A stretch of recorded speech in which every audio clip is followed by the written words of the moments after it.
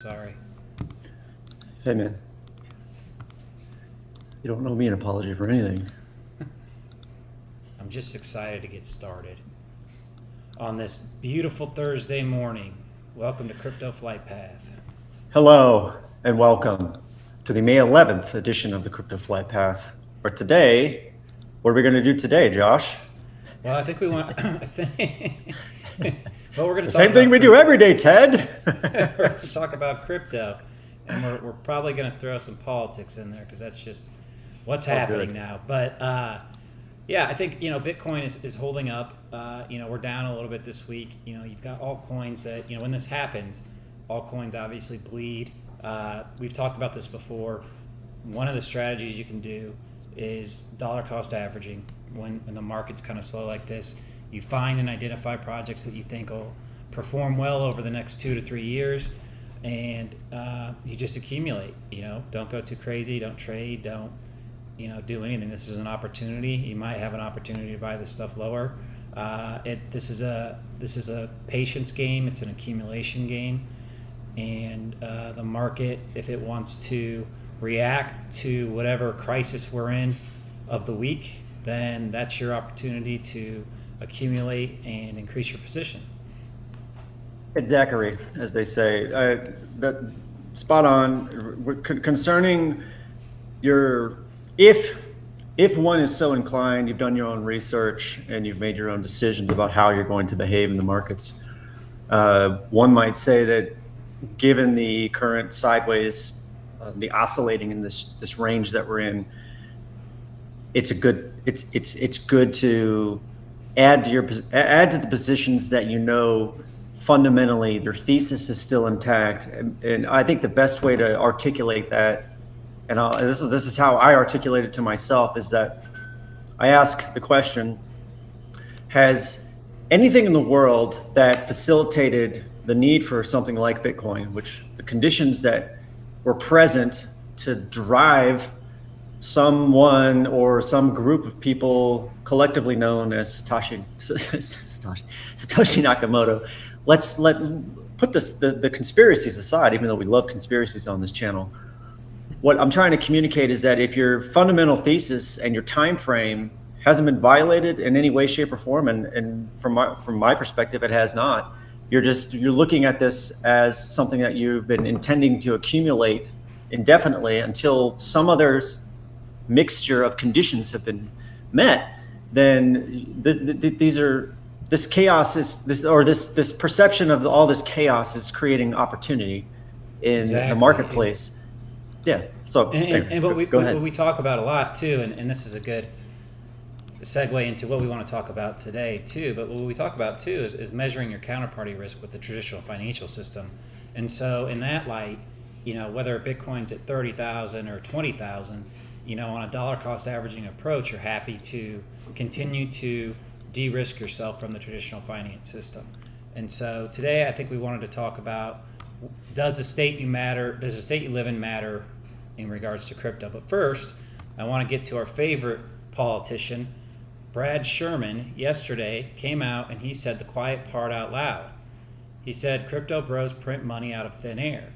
He says maybe the government, but maybe, and then he goes, then they accuse the government of printing money out of thin air, and he goes, well, maybe we do, but we're the U.S. government.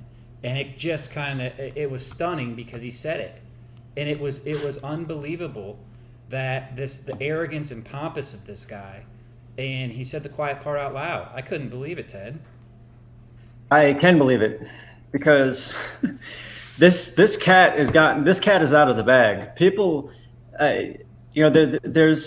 there's been so much. We've had a decade of, or more than a decade of Bitcoin leading the way and waving the flag of saying, hello, something is not right here. And there's all of these there's lots of interesting confluence.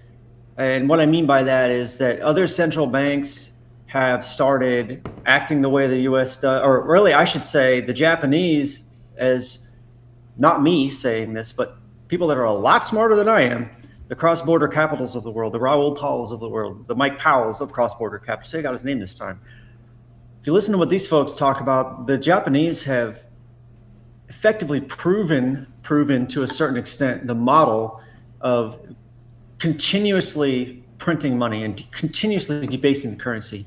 And other central banks have perked up and said, well, golly, if they're doing it, we should do it too. Now, it's a gross oversimplification.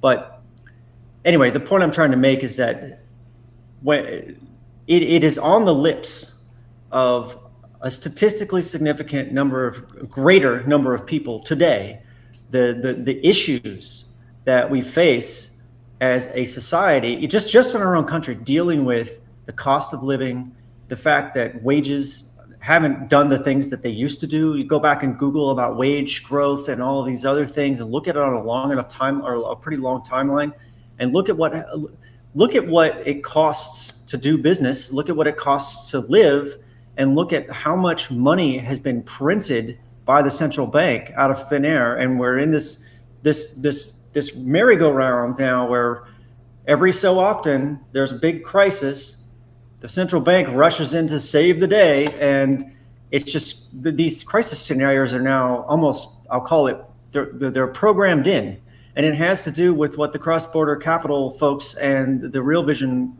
folks, like the Raoul Pauls, talk about, the rolling of the debt every 3.5 years or so, which is a big deal. And that's what I'm trying to say here, to bring this back onto what we're talking about with this Sherman clown, is that the hubris and the audacity to me, it's an abuse of the position to stand up in front of people and say, well, we're the U.S. government and we're going to do this.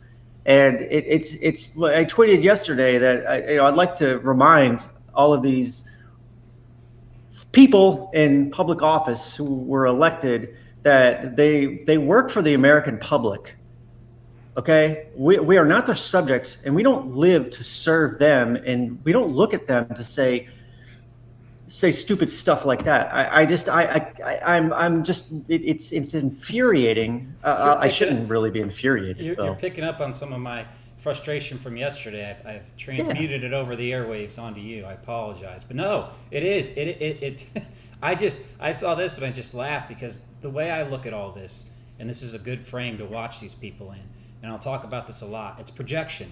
They've been saying for years crypto's printed out of thin air. That's their talking point. You hear them say that all the time, and it's printed out of thin air. It's printed out of thin air. Well, the US dollar is printed out of thin air. There's nothing backing the US dollar.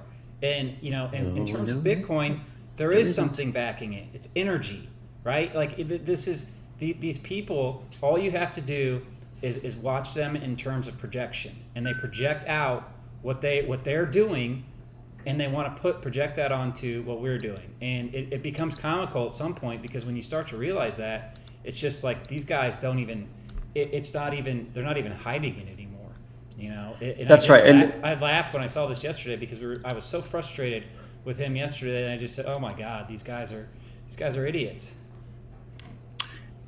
And I guess there is a silver lining here, is that enough people in the constituency don't really understand what it means when someone says, "Oh, we're going to print some money out of thin air. Don't worry, we're going to raise the debt ceiling." And I guess that's still the cover.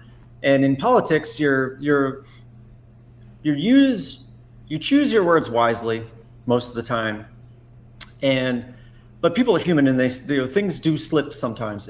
But the thing I've learned is that when the things that the politicians are saying and the things that they're doing are not always I'd say they're rarely the same. All I'm trying to communicate here is that even though they are saying the quiet part out loud, and yes, folks like you and I are way tuned into this stuff, and we see the system for what it is, and we see broadly how it works. Now, I don't work in government.